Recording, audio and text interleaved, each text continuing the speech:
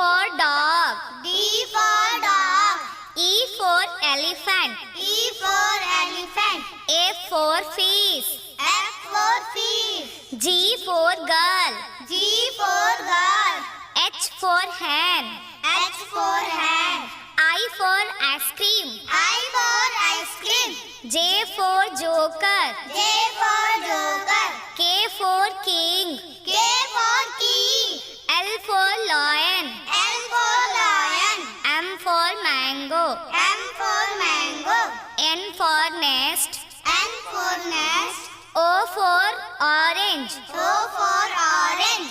P for parrot. P for parrot. Q for queen. Q for queen. R for rat. R for rat. S for sun. S for sun. T for tiger. T for tiger. U for umbrella. U for umbrella. V for van. V for van. W for watch. W for watch. X for Xmas tree. X for Xmas tree. Y for yak. Y for yak. Z for zebra. Z for zebra.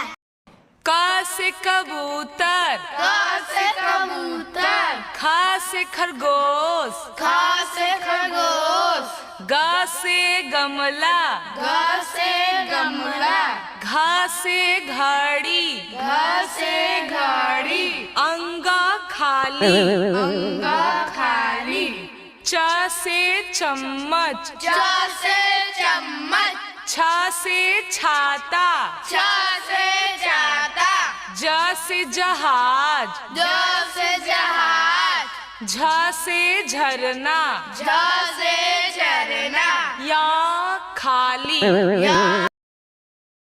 ट से टमाटर, ट से टमाटर, ठ से ठठेरा, ठ से ठठेरा, ड से डमरू, ड से डमरू, ढ से ढक्कन, ढ से ढक्कन, अड़ा खाली, खाली, त से तराजू, त से तराजू, थ से थर्मस, थ से थर्मस, द से दवात, द से दवात, ध से धनुष, ध से धनुष, न से नल, न से नल, प से पतंग, प से पतंग, फ से फल, फ से फल, ब से बतख, ब से बत्तख, भ से भालू, भ से भालू, म से